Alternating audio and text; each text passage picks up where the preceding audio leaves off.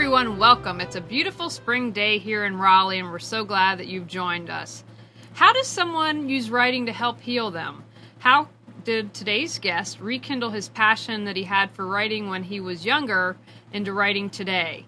And I'm so excited because today's guest is our winner of the second annual Reawaken Your Brilliance Win an Interview contest. And I'm excited to announce that after choosing Vince, that it's inspired me to start a new series, Reawaken Your Brilliance Artist Series, because I thought, wow, our first contest winner did dance, a yoga dance combination. We have Vince, who's an author, and all these amazing people out there that are doing artistic things, and I thought it would be really great to give them an opportunity to share all the wonderful things that they're doing. In tonight's Reawaken You, I want you to think how your perspectives could be cluttering your life. For example, if you're someone that believes you need to keep up with the Joneses or that physical items represent your worth, that might create a lot of physical clutter for you. Or if you believe that the world owes you, that might create a lot of angry emotional clutter if you don't get what you want. So if you have a chance this week, look at all physical, mental, spiritual, and emotional, and see what your perspectives are and perhaps what you can change to let go of clutter. All right, we're going to tell you about today's contest winner.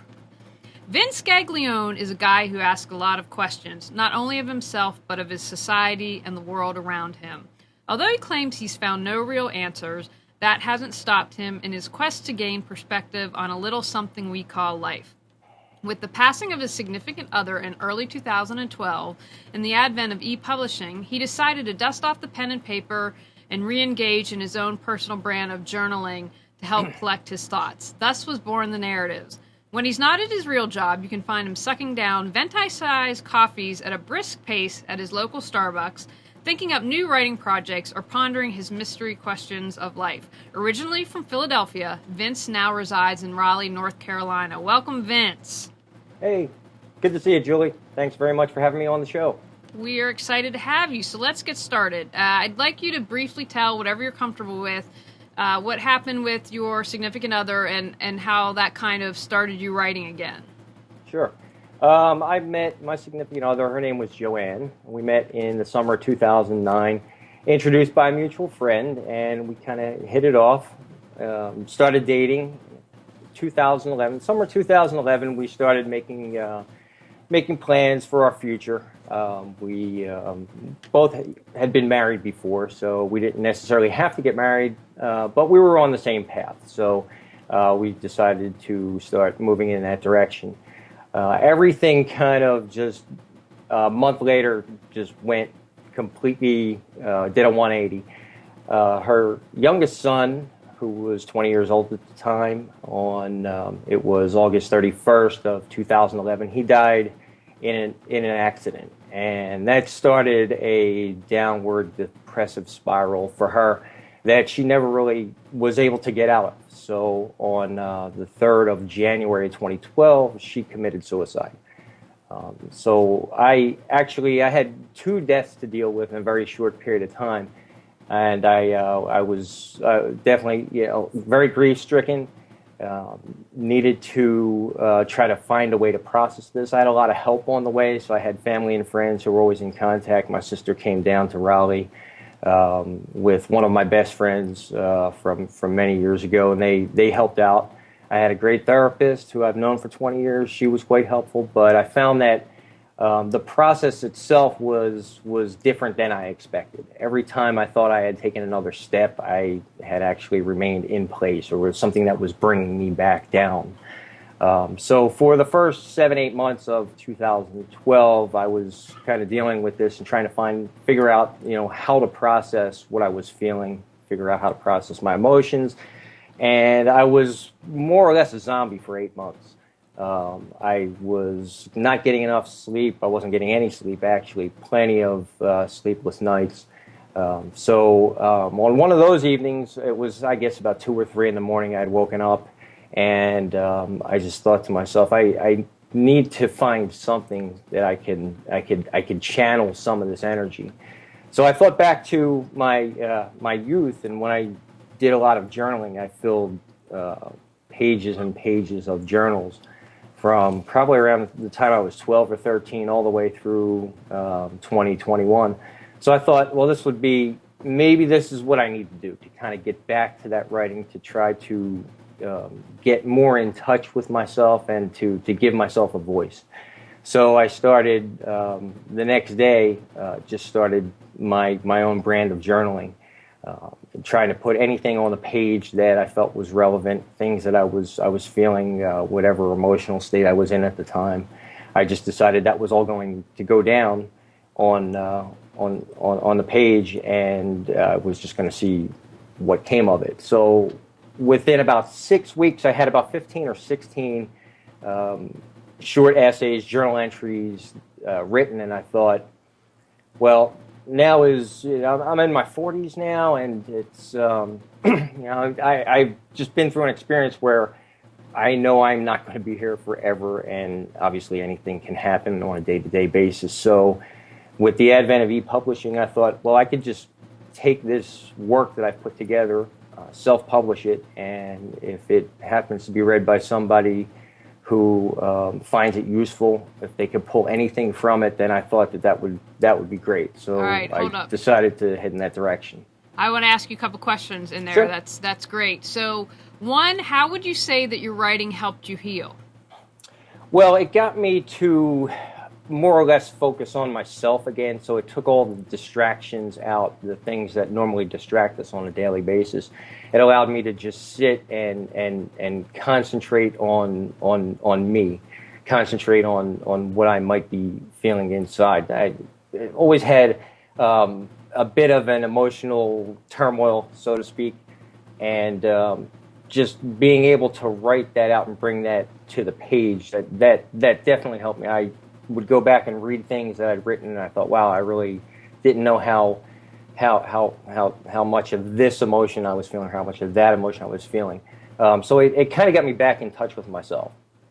Now, what I love, you said at the end there that you were willing with e-publishing. What I love about that is I believe it opens it up to a lot of people, because in the past you really only had the publishing houses, and that I felt left out a lot of talented writers. Sure. So you said, well, if my books help someone, then it'll be worth it. But that's a huge, in my mind, a huge hurdle kind of to get over, because this is you, this is bare, this is personal. So was that the main motivation, or was there anything else that allowed you to be like, okay, I'm going for it and publishing it? Well, I thought if I could do this and I was willing to share those parts of myself that I put out there, the raw emotion, then that was kind of a step for me as well, because it's definitely, there's a fear factor involved with that. So you can have pages and pages of journal entries stashed away, but that was kind of the motivating factor. I thought, well, if I could do this, I could pretty much do anything. So it was about overcoming a fear that I had.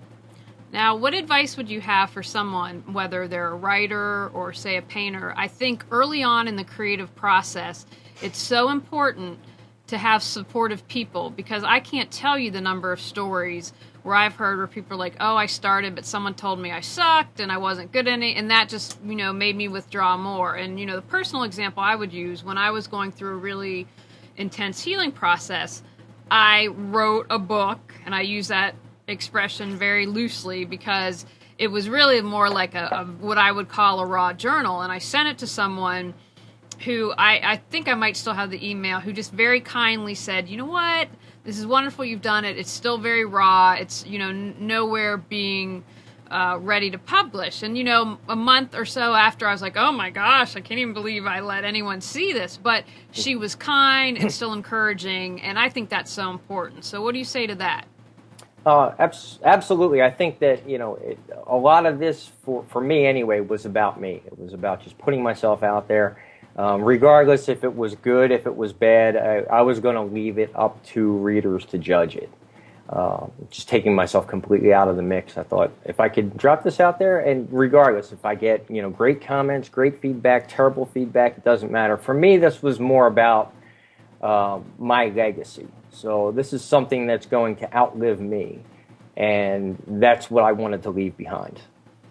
Well, one thing I want to talk about, and just bear with me for a moment, because I was telling you the other day I got in trouble on Facebook because someone had posed how they hated 50 Shades of Grey and thought it was horrible writing. And so I said, well, I haven't read it, but, obviously the author touched on something that people really were passionate about because they went out and bought it in droves. It's being made into a movie.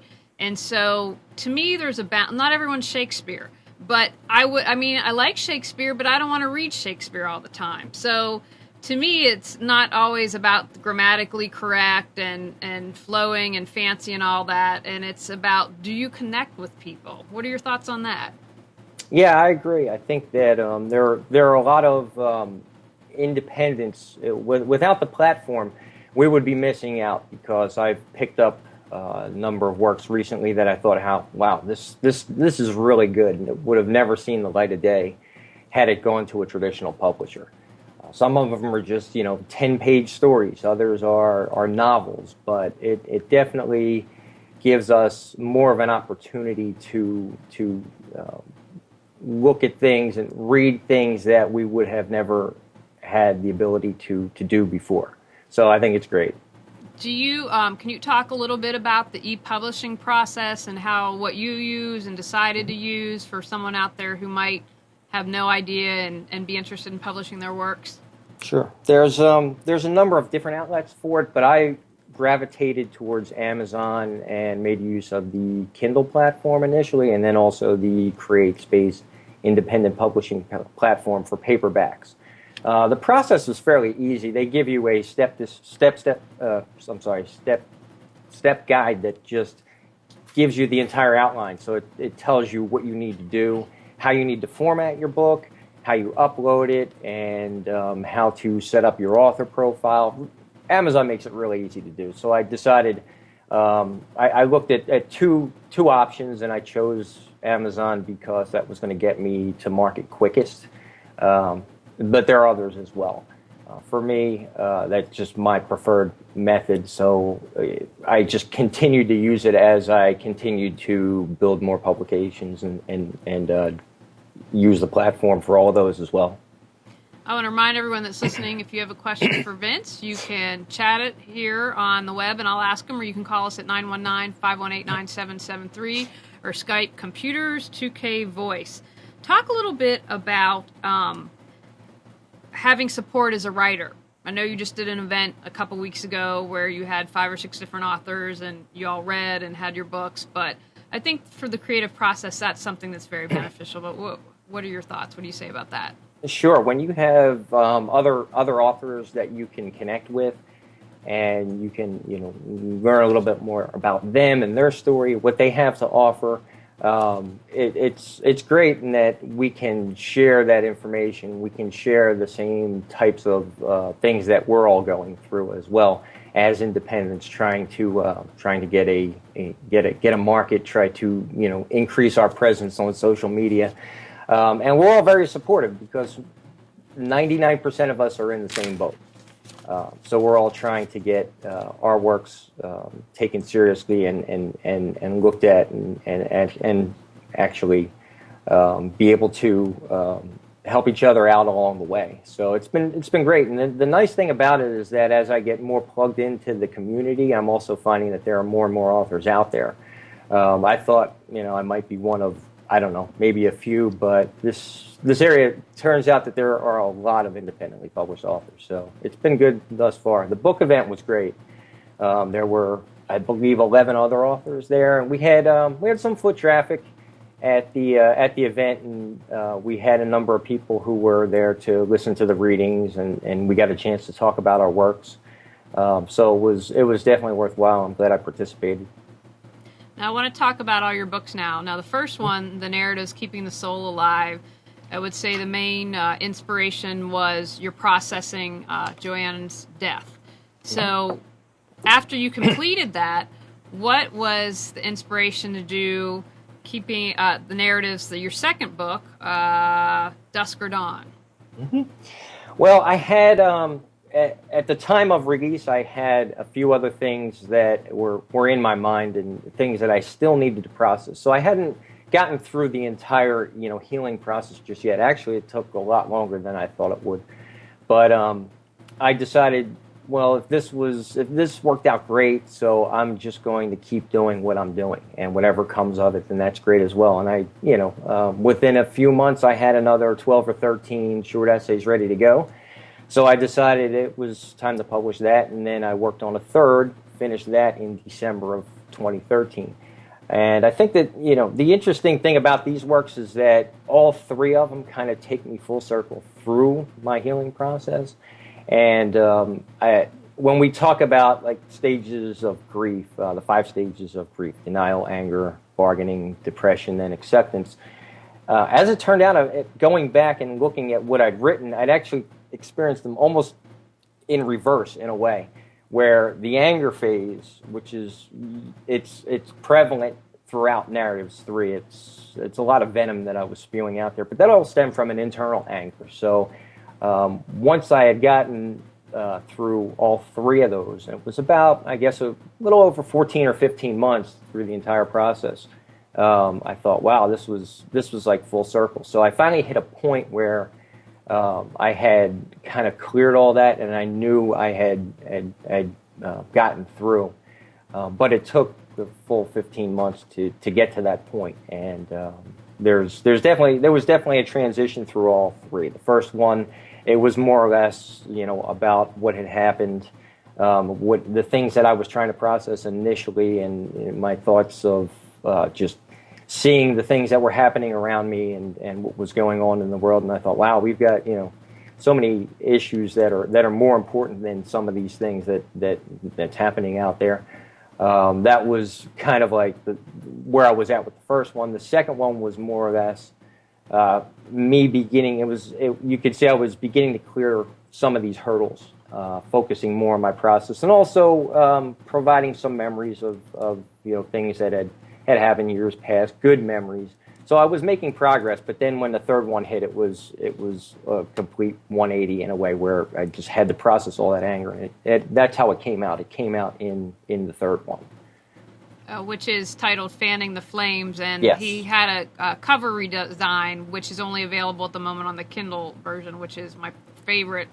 Yeah, it's a cool cover. Yeah, it's a very cool cover. I think that gets to the heart of it, and I think Vince is known for kind of being a stinker at times and fanning flames, even through his healing process. So I think that that's really great. So let me ask you this. Do you have a routine when you sit down to write? Like you have to have pencils sharpened or sit at the computer, or certain things have to be a certain way, or do you just, I know you got to Starbucks a lot and hang out and do a lot of your writing there, but do you just kind of start, or do you have to be inspired? What's that process like for you? Well, first off, that's kind of my home away from home. I had initially started, the thoughts in my head were that I needed some way to channel some of these emotions, and I needed to do it at times when I was just, in the middle of the night, staring at the 4 walls, not knowing what to do. Not knowing, where to turn. Of course, you can't call anybody at 2, 3 o'clock in the morning.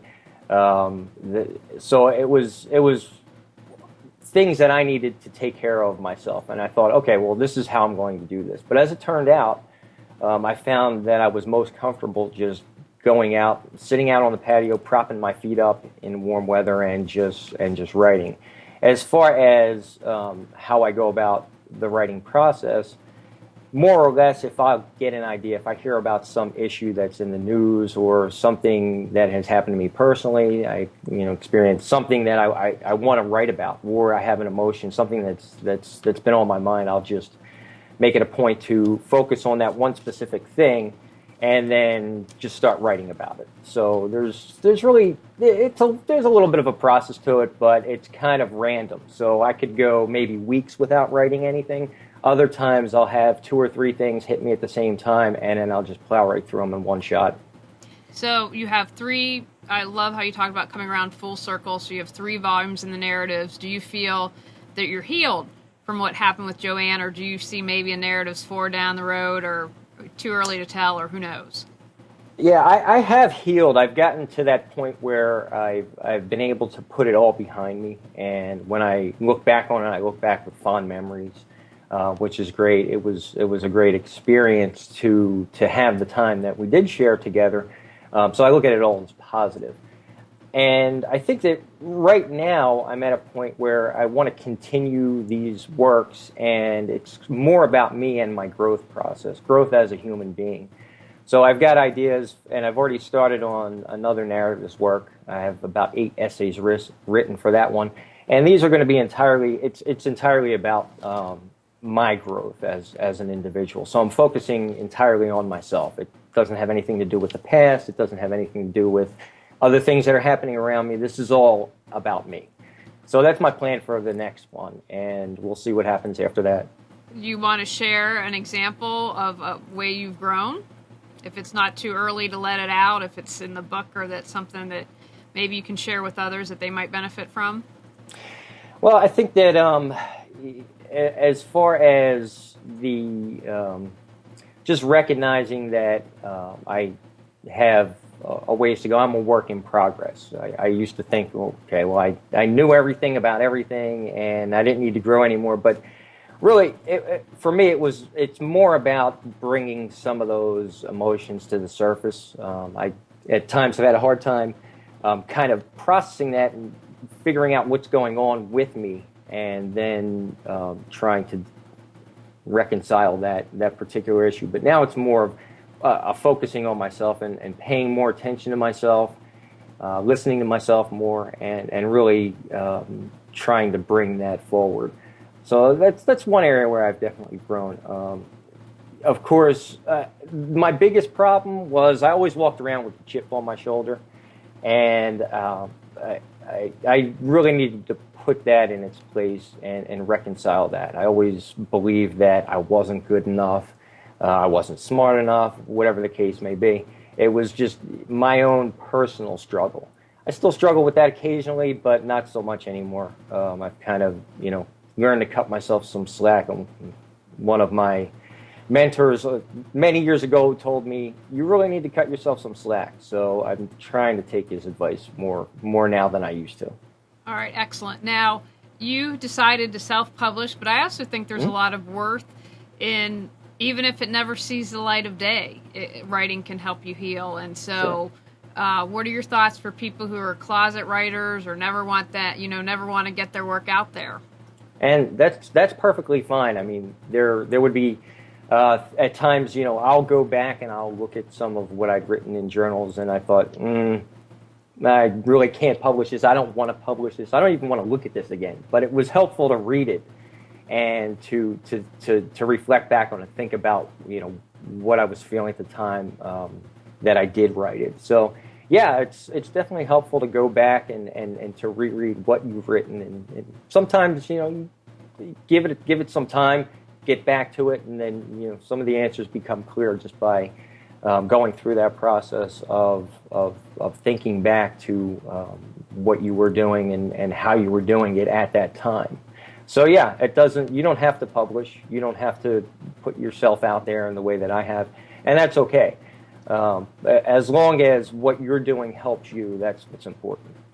So would you be willing to share a little bit about your first, was it 1,000+ page tome that you would be your first work? Well, that actually is a story about my life growing up with my friends throughout our teenage years, and it was basically a narration of day to day the things that happened to us, the things that we got into, the goofiness of just 7-8 guys just together all the time, running crazy through a neighborhood, our neighborhood where we grew up. So I looked at it, I had it copy edited, but I thought there was just so much here, this would all need to be redone. I'm just going to let it sit. So it's sitting safe and sound right now, and I don't think it will ever see the light of day, only because it would require tons of my time to get it in a format that's conducive for publication.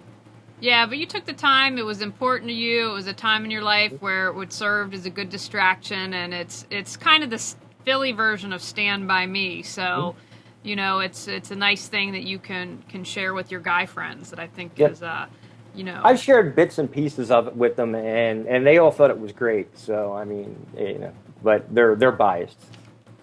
Now, so after you've done the narrative, you've also written and published 2 other books. So what kind of, since those were really your healing process, what was the next step for you, or what allowed you to write 2 very different stories?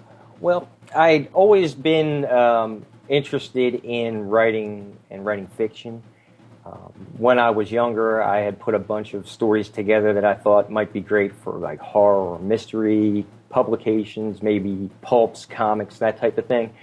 So I came up with a number of ideas, and now that where things sat at the time, which was right around the spring of 13, I just finished narratives 2, and I thought, well, let me see if I could dust off the cobwebs here and give fiction a shot. So that was the impetus for getting started with the fictional works. And I'd written the first one based off of a set of journal entries / dreams that I'd written down as a young adult, and reworked the story and put it out there.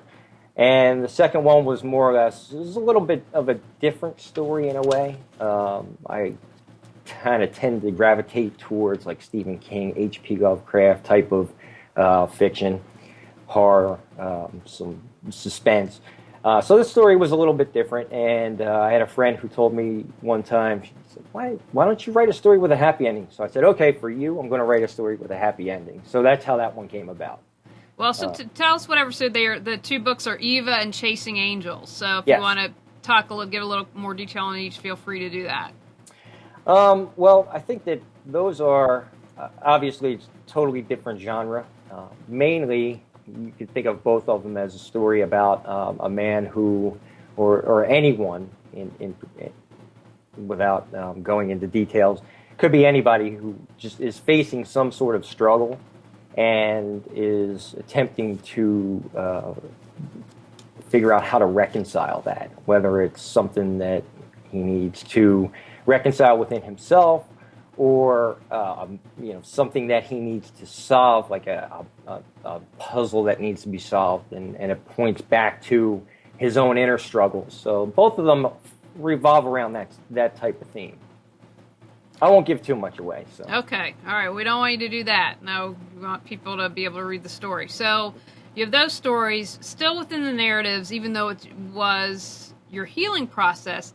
You have a lot of and I should also explain, so within the books, with the narrative books, you have, would you call them essays, short essays? Is that fair? So there are several. That's fair. Okay, so you have different essays as opposed to just like one long narrative, but you do a lot of commentary on society. So tell us a little bit about that. Yeah, as I was sitting out at my home away from home, I would sometimes be privy to conversations. We're kind of in close proximity out on the patio there, and or I would catch fragments of conversations, and it sounded like, there's an issue going on here. What might this issue be about? Kind of leading me back towards the things that are happening in society today. How we've gotten a little bit more closed off. Although we're more connected than ever with social media, we've kind of, I guess in a way, we've lost some of that human connection. So some of the essays revolve around those types of issues. Others revolve around notable news stories of the day. How we've become afraid to go out in public, afraid of each other, afraid of everything. Just whatever kind of struck me as being something that I felt I needed to write about, or I could write about, then I decided to go ahead and write something about that. So essentially these would be more or less, and interspersed in all 3 of the narratives are a set of opinion pieces, so to speak. So you'll find maybe half of each is about my own experience, my own personal growth, and the other half is, these essays that deal with Yeah, it's like my social commentary, my opinion on things that are happening out there today. So yeah, that's it's amazing, kind of funny how you can write about just about anything. I remember one in particular. One night I was out on the patio, and it was dark. It was summer, and I was outside, and I was trying to think up something to write. And as it turned out, I was right in front of the doorway, right near the parking lot, and this monster SUV pulls up, high intensity lights blaring, pulls right in the spot right in front of me. So the SUV was about 15 feet away from me, and man gets out of the car from the passenger seat, and he goes into the store. Car's running, and the lights are like blaring in my face, so I'm blinded by these lights, and I peeked in, looked over, and I saw that there was a woman behind the driver's seat, and she had a phone in front of her, and she was tapping on the phone. She had a toddler in the back seat as well, so every now and then she was turning around, saying something to her kid, turning back, more on the phone. And about 15 minutes later, the guy comes out, and he looks at me, and he sees the lights are in my face, and he said, "Oh my gosh, I am so sorry." I said, "It's okay, don't worry about it." He gets in the car, and then he has this 2-second conversation with his wife. She peeks her head out of the car, and she apologizes as well. And I thought, well, she was so wrapped up in the things that she was doing that she failed to recognize that the lights were flashing right on me, and I couldn't see anything. So I decided to write an entire essay about that and how we kind of, our behavior is kind of changed. We're more me first, me centered, and we don't really pay much attention to other things that are going on around us. So that was the impetus for that essay, and there are a number of those throughout all three. I love that. I often say to my husband that we would have a much better society if we were just more considerate of one another, whether it's driving to work, being kind at the grocery store. It just amazes to me. Like, I agree with you 100% on that one. We don't always agree on everything, but on that, right. We'll get to that in a second. But I do agree with you on that one, and it's just amazing to me. I think that people are in their own little world, and I like to say that my hope is that we are moving away from the me community towards the we community. Now, I'm going to ask you a twofold question next. Okay. What's the best feedback you've gotten, whether it's been someone it's helped them or it's been a review? And talk a little bit about when you receive a negative comment, because I think it's my observation, not everyone. I mean, still, when you do any writing or do any art, that's so many times, that's your heart and your soul. And to have someone, I mean, there's a difference between someone being like, it's just not my taste, than saying it sucks. So I think that's, when you put yourself out there. So talk a little bit about that and dealing with negativity, but first share what the best feedback you've received is.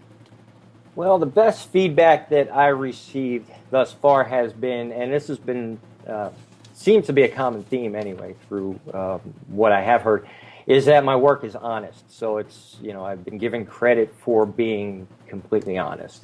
And I think that that's probably the highest accolade I could ever receive, because that's what I wanted it to be. I just wanted it to be me. I wanted it to be, I wanted to be authentic. And I think I've achieved that with these works. As far as the negative goes, well, there's always going to be, people who are going to have something to say about something you've written. And that's okay. I mean, you have to have a thick skin, especially when you're in the public eye, so to speak. So, I could go out to Amazon and I can go and look up my book, and I can see all the reviews. And if one is not so good, then, it's just, you got to roll with the punches. Well, what advice? Well, first of all, people telling you that you're authentic, I mean, I don't think it can get much better than that, because that's something I know I strive for, and that I've gotten similar feedback, like, you're real, you're not polished. No, just that, you are who you are, and that people can relate to that. So I think that's a wonderful compliment. But what would you say to maybe a writer who is afraid? They're like, oh my gosh, if I put it out there, I'm just going to get negative comments. What would you say to encourage them, to help them to move forward? Well, I think everybody's going to get negative comments. So you're not going to be the first. Don't really take them to heart. Um, of course, the comment itself, whatever the comment may be, you can kind of get an idea whether it's somebody who just has an axe to grind or somebody who's just not interested in what you've written, what you have to say. But don't let it get you down. That's the worst thing that you can do is let those comments kind of affect what you do and change what you do, or kind of dictate to you how you're going to live your life or what you're going to produce. So I would say just try to let them roll off your back and keep doing what you're doing.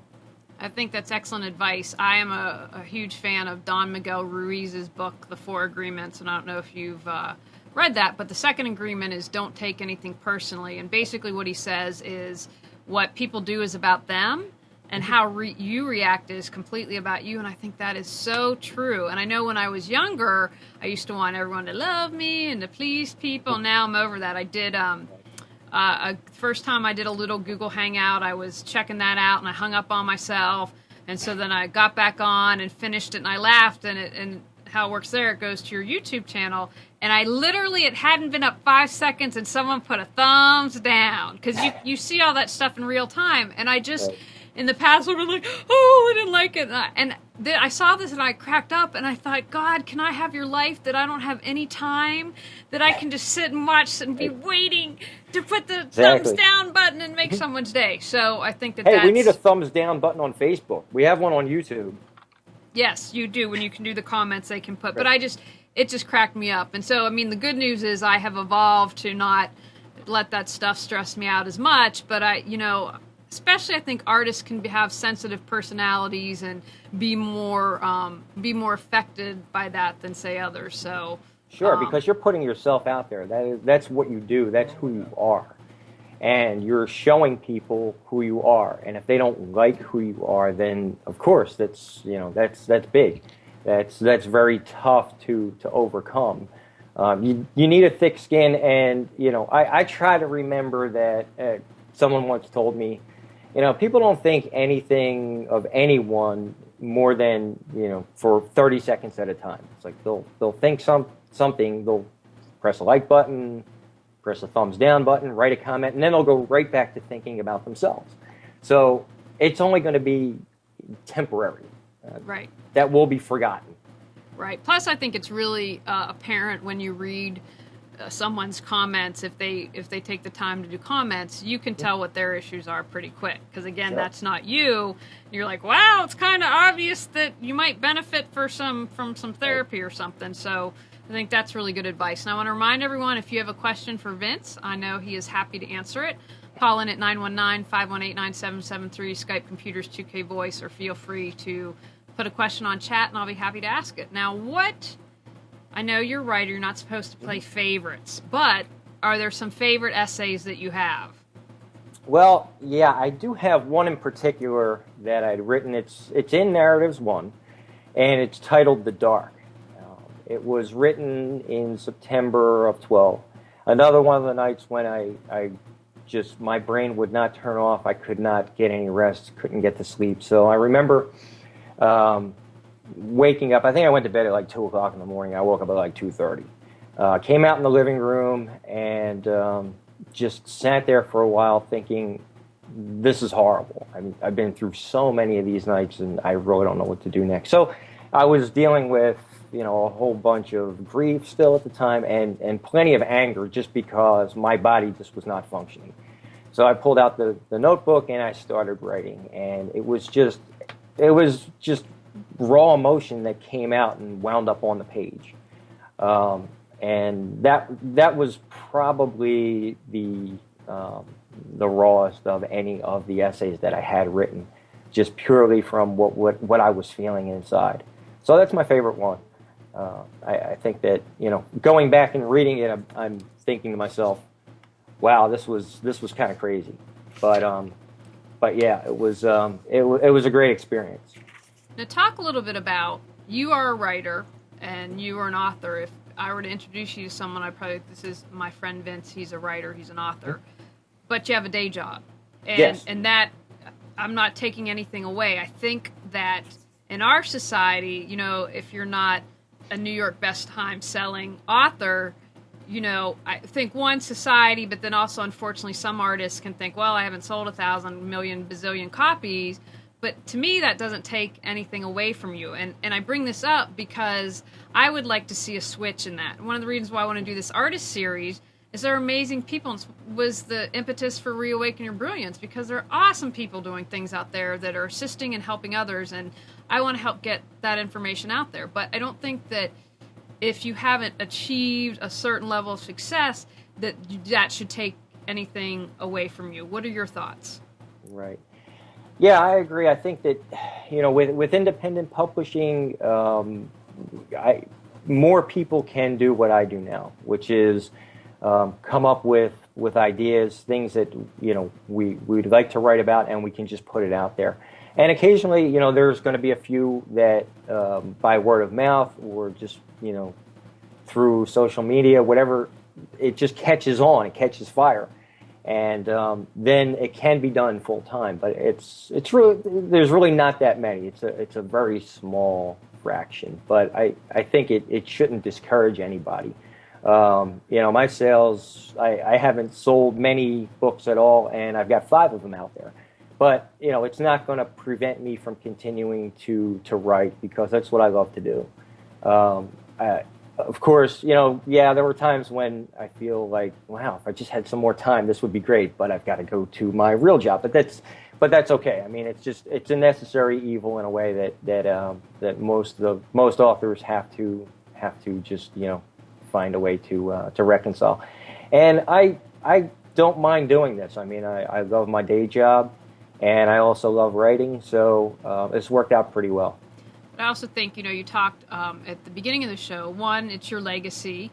You've created something through your writing. It's helped you heal, and even if no one ever tells you, you don't know if you haven't had an impact on someone, if you haven't helped them in their healing process or assisted them in some ways. You know, a lot of times we might have those aha moments, but might not share it. Yeah, exactly. I haven't actually had anybody contact me and say that it's been helpful. I've just, you know, read the comments and the reviews that have been posted, and they've been positive.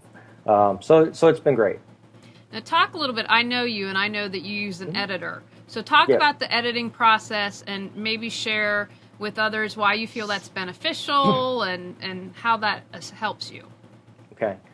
The process itself, it's not a difficult process, and my works are really short anyway. Each one of these books is about 50 pages in length, so the process goes pretty quick for me. But it's a matter of finding somebody that you trust, that, you know, can not only edit and correct your grammar, but may also be able to offer you some insight into your content. And I've got a guy who does that for me, which is great. Now, granted, he doesn't have to do much with content editing, because this isn't, you know, we're not talking novels here. We're not talking, you know, a lot of fiction. These are nonfiction works, and this is just, you know, my own private personal thoughts, as well as, you know, some of the social commentary. So there's really not a whole heck of a lot of content editing that needs to be done, but there are content editors as well as proofreaders. So it just depends on the type of work that you've got in front of you. If you want to find it, you could find somebody who takes care of both, or if you just want to, you know, break it down into grammar and then content, and then have an editor for each.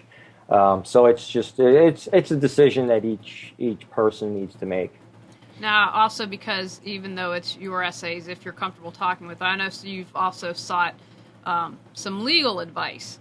But I bring this up because when I was at USC, I was took some classes in the professional writing program, and we had a guy in my class who wrote this. It was actually a really funny book, and it was, I won't say who it was, she's a well-known editor, and she was like, yeah, you can use her name. But then when he went to publish it, I mean, and it was I always get them mixed up, fictional account, but because these people were well known, they told him there's no way you can publish anything in this book. So maybe if you have some thoughts on that for people that you'd be willing to share.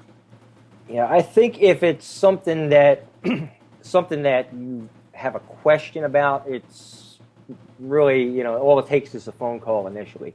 You can call someone who's involved in literary work. There's a number of attorneys that do that type of work, and just give them a call and say, "Hey, I have a question about this. Is this something that I need to explore further?" And that's kind of what happened with me. I since I was publishing or planning on publishing works that had to do with discussions of things that happen on the social front, items that are newsworthy, what issues might be problematic. So I made a couple calls and I got in touch with a group here who does that type of work, and submitted it to them, and they took care of that process for me. Essentially, what I've got is fine, but it's always helpful to run it through that process if you do have questions about it, because the last thing that you want is to find that you've actually infringed on someone's rights, and then you have to take your book down, or you have to delete it entirely. So it's better to be safe than sorry. But it also depends on the type of work that you're doing. So if this is something that's like pure fiction, that's come out of your brain, and you're not referring to any specifics regarding corporations like McDonald's or this or that or whatever, then you're probably safer. But I'm not an authority on this. So if you have a question, definitely get in touch with someone who can answer those questions. I just, bring that up as example. The guy, he had written, and I didn't like him, so I don't feel too bad, but, he'd written probably, it's actually funny, but, a 400-page novel that he got said, of course you can use this, and they were like, there's no way, this will never see the light of day. So, instead of going through the process of writing, and editing, and being like, here, ready to publish, and be like, nope, legally you can't. So I think that's really important. Now, what would you say to someone who's listening and they're like, okay, I'm getting motivated here to take that first step to pick up the pen or to put their fingers to the keyboard? Well, I think that if you don't want to have any regrets, if you don't want to say to yourself, or there's, you think to yourself years later, well, why didn't I give this a shot? Then that should be enough of a motivation to at least, get started, at least give it a shot.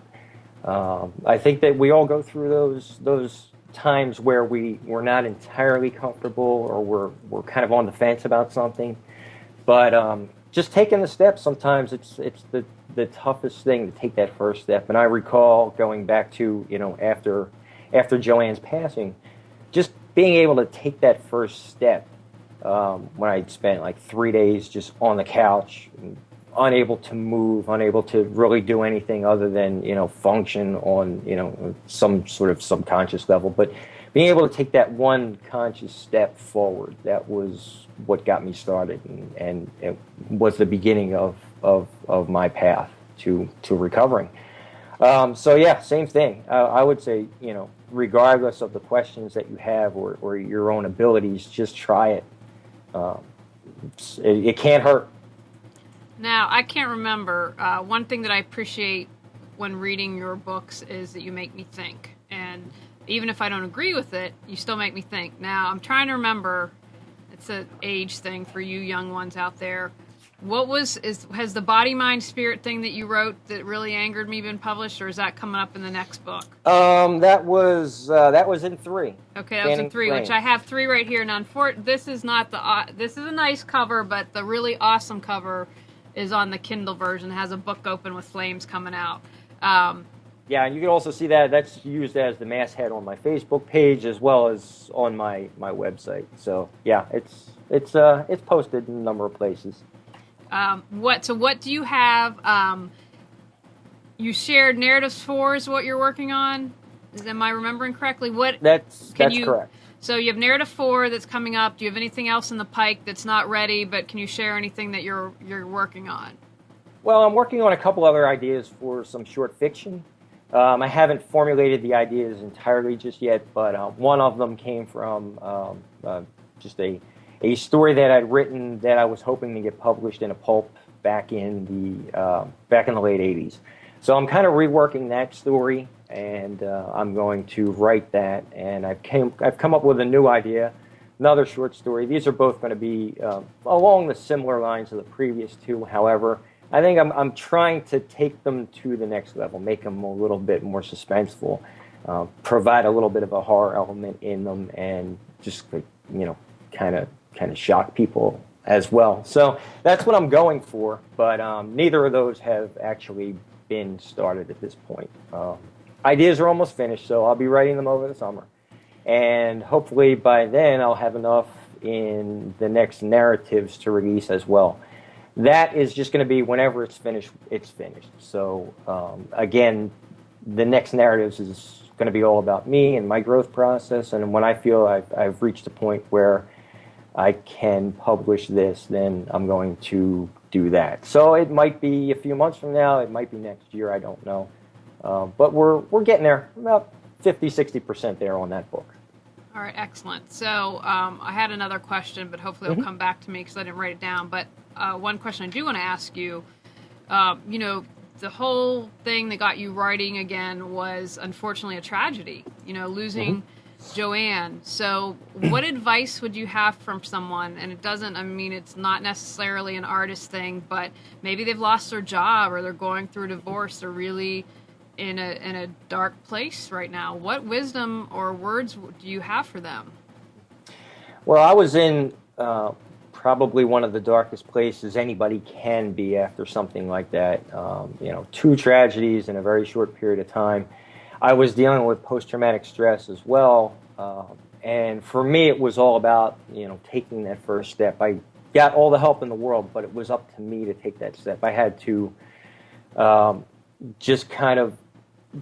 just from within say, okay, I'm going to do this, even though I don't want to, or I want to put it off. I just had to go ahead and take that step. So once you take the first step, it does get easier and it does get better over time. There were days when I thought, wow, this grief is never going to end, or I'm always going to be sad. I'm always going to feel horrible about what happened. But time heals all. At least that's the way I see it. And if you take that first step and just get started, that's 90% of the battle right there. I have yet to have a guest on the show who always said, you know what, it was a lot easier to go through the healing process than I thought, even though I feared I couldn't do this or I'd have to relive something. Once I started the healing process, there was relief because I didn't realize how much energy it took to hold on to, whether it was grief, anger, whatever it was that needed to heal. Everyone agrees, like you say, that starting is the first step to do that. And I'd wanted to ask you, I remember, eventually it'd come back, that what one word, or I'll be nice and give you a couple words, would you use if you were to describe Vince Gaglione's writing? A word or two, or a couple words. What embodies your writing? What is it about? It's authentic. It's me. Mm-hmm. That's pretty much it. And even in my fictional stories, usually, the central theme around the story is a part of me. It's something that I've dealt with, or some struggle within that I've had to face and reconcile. But they're about me. I mean, that's basically they're a part of me. They are. But you also have some social commentary thrown in there, so of course. So that's good. All right. That's part of me too. Yes, it is. It most definitely is. So you said for everyone to take the first step, to just get started, but what one step could people take to reawaken their brilliance? What would you say to them? Well, taking the step is very important, but I would say that you don't want to give up. Don't ever give up. Always fight. Always continue to try to move forward. And if you're in that place where you're not sure, you have things that are bothering you, things that you just can't bring forth, just go to a quiet place, turn off all the distractions of the day, TV, phone, internet, everything, and just focus within and try to listen to yourself. Sometimes it's kind of funny. Sometimes you will get the answers if you listen close enough. I don't know how that happens. I'm no expert in it, but it's I've experienced it. Okay, fantastic. Now, do you have any more events coming up or anything of that nature that you'd like to share? Well, nothing specific. However, our book fair, the one that we did a couple weeks ago, that's happening down at the Blake Street Shops in City Market in downtown Raleigh. We're going to post another one sometime in October, so I know I'll be participating in that. And that's the only thing that right now I'm aware of that is coming up, definite. Other things that I'm trying to do is just get more connected with the local community, local authoring community, and we'll go from there. So we might be able to come up with a couple of events there, and all that information will be posted on my website as it becomes available.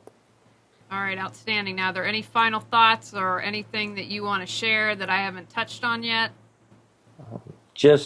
I think it's really important to live the life that you want to live.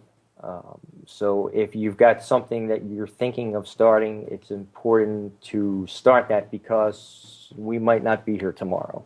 And that was my approach when I decided to undertake this effort. I thought, well, not only this could help me, but I really wanted to do something. And this is the something I decided to do. And like I said, now that it's out there, it'll outlive me, so that was really important for me to leave something behind. All right, excellent. Now, tell everyone how they can get your books and website and spell it out because you're a nice Italian boy. Okay, website is vinceguaglione.com, so it's VinceGuaglione.com. That you could use as the focal point for all of my social media channels. I've got links to Facebook, Google+, Twitter, Goodreads, and Pinterest out there. So you can catch me on any of those avenues. One note about the Facebook page.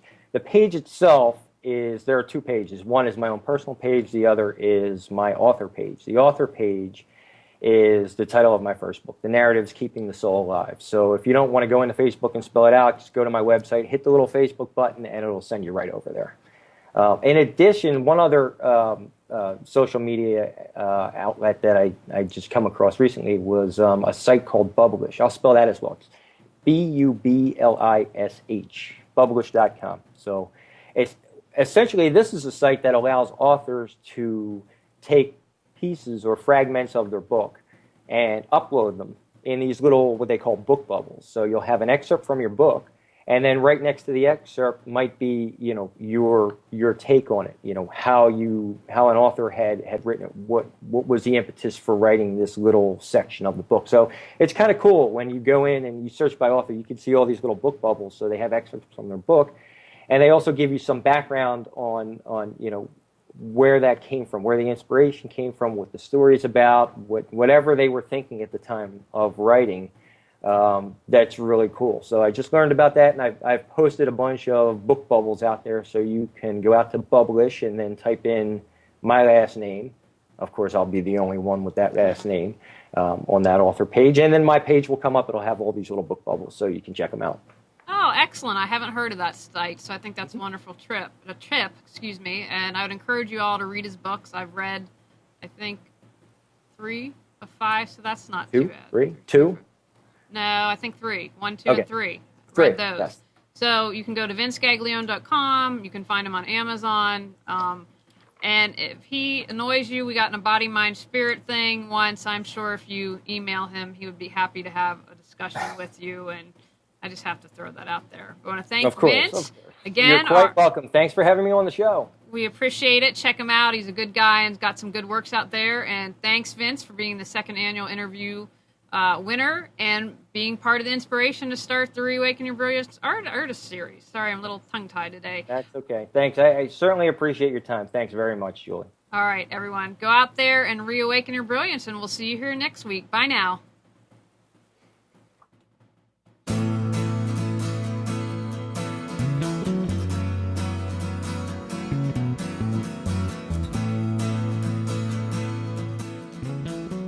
Tuned to the Nissan Communications Network. Our weekly lineup of call-in programs includes Computers 2K Now with Amnon Nissan, Health In with Debbie Bruck, Breaking Free with Marilyn Shannon, Lessons of Vietnam, with NCVVI members, The Tanya Love Show, Reawaken Your Brilliance with Julie Seibert. And if you tuned in too late, you can always watch each program in its entirety or download an MP3 audio file of it at www.nissancommunications.com. Sponsored by Atomus.com, makers of quality video recorders and converters for professionals. That VidBlasterGuy.com, CarolinaApparel.com, and DeltaForce.net.